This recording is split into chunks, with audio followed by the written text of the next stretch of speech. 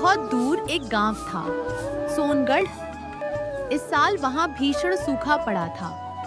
खेत बंजर हो चुके थे, तालाब सूख गए थे और लोगों के घरों में अनाज की कमी होने लगी थी। गांव का एक मेहनती युवक राघव भी इस विपत्ति से परेशान था। एक दिन उसने सोचा, अगर यहीं बैठा रहा तो परिवार कैसे चलेगा। मुझे काम की तलाश में कहीं और जाना ही होगा। राघव काम की खोज में दूसरे गांव चंद्रपुर की ओर निकल पड़ा। कई घंटों तक पैदल चलने के बाद वह वहां पहुंचा। उसके पास न रहने का ठिकाना था और न ही कोई पहचान। चलते चलते वह एक बड़े पोल्ट्री फार्म के मालिक धनीराम चौधरी के पास जा पहुंचा। चौधरी जी नमस्ते, मैं पास के गांव से आया हूँ। हमारे यहाँ अकाल पड़ गया है। अगर आपके यहाँ कोई काम मिल जाए तो बड़ी कृपा होगी। धनीराम ने उसे ऊपर से नीचे तक देखा और बोला, काम तो है पर आसान नहीं है। मेरे पास 200 मुर्गियां हैं। रोज सुबह शाम उन्हें दाना पानी देना होगा, दड़बे की सफाई करनी होगी और अंडों को संभालना होगा। महीने के आखिर में 500 रुपए मिलेंगे और 2 वक्त का खाना भी। कर पाओगे? बिना सोचे कहा, जी चौधरी जी, पूरी मेहनत और ईमानदारी से करूंगा। अगर चाहो तो पोल्ट्री शेड के पास बने छोटे कमरे में रह सकते हो। राघव ने धन्यवाद दिया और उसी दिन से काम शुरू कर दिया।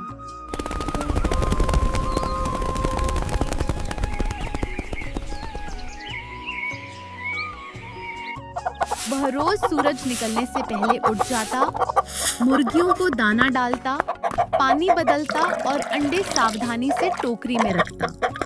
उसकी मेहनत से मुर्गियां स्वस्थ रहने लगीं और अंडों की संख्या बढ़ने लगी। एक दिन धनीराम खुश होकर बोले, राघव, तुम्हारी लगन से उत्पादन बढ़ गया है।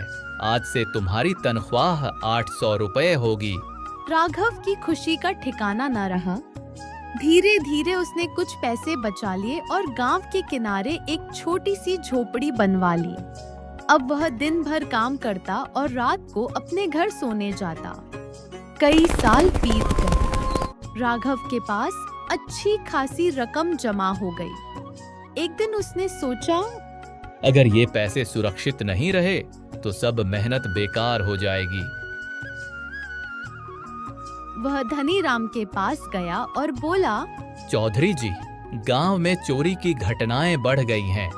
मैं अपने पैसे सुरक्षित रखना चाहता हूँ। क्या करूँ? धनीराम ने कुछ देर सोचा और कहा, यहाँ के जमींदार प्रताप सिंह बड़े ईमानदार माने जाते हैं। उनके घर पर पहरेदार भी हैं। तुम चाहो तो पैसे उनके पास रख सकते हो। राघव उसी दिन अपनी मर्जी से प्रताप सिंह के घर की ओर चल पड़ा। उसने तय कर लिया था कि अपनी मेहनत की कमाई वह प्रताप सिंह के पास सुरक्षित रखेगा। गांव में प्रताप सिंह को समझदार और पैसे संभालने में माहिर माना जाता था।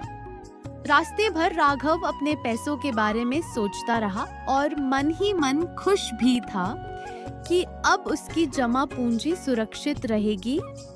चलते चलते वह प्रताप सिंह के बड़े घर के सामने पहुंच गया।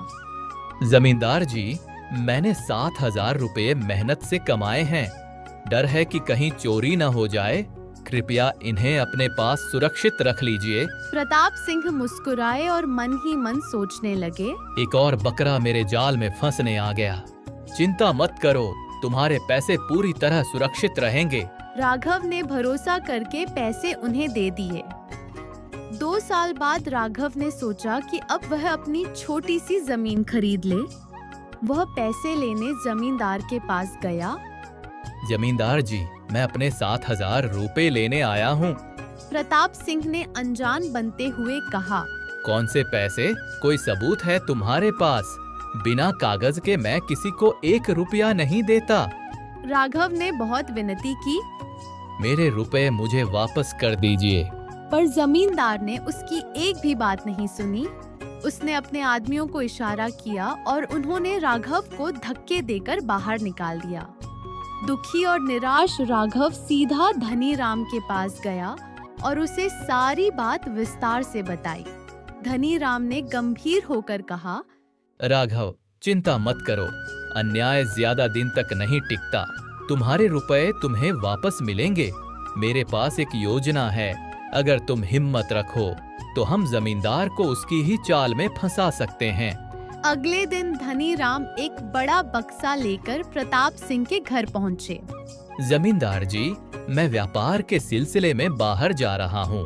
इसमें 50,000 रुपए हैं। इन्हें आपके पास सुरक्षित रखना चाहता हूँ। प्रताप सिंह की आंखें लालच से चमक उठी। अरे चौधरी जी, यह भी कोई पूछने की बात है? आपके पैसे यहाँ बिल्कुल सुरक्षित रहेंगे। उसी समय राघव भी वहां आ गया और प्रताप सिंह तुरंत बोले, अरे राघव, अच्छा हुआ तुम आ गए। तुम्हारे 7,000 रुपए तैयार हैं। उस दिन मैं पहचान नहीं पाया थाल। उन्होंने जल्दी जल्दी पैसे लौटा दिए। इतने में धनी राम का नौकर दौड़ता हुआ आया। मालिक, बाहर से खबर आई है कि व्यापारी खुद हमारे गांव आ रहे हैं। अब आपको बाहर जाने की जरूरत नहीं। अच्छा, तो फिर जमींदार जी, अब पैसे रखने की आवश्यकता नहीं। वह अपना बक्सा उठाकर वहां से चले गए। प्रताप सिंह अवाक रह गए। उनके लालच के कारण न केवल बड़ी रकम हाथ से गई, बल्कि राघव के पैसे भी लौटाने पड़े। राघव ने हाथ जोड़कर कहा, चौधरी जी, अगर आप न होते तो मेरी मेहनत की कमाई डूब जाती। राघव, याद रखो, मेहनत और ईमानदारी से कमाया हुआ धन कभी व्यर्थ नहीं जाता, पर लालच हमेशा इंसान को नुकसान ही देता है। सीख: मेहनत और ईमानदारी अंत में जीतती है, जबकि लालच इंसान को अपमान और हानि ही देता है।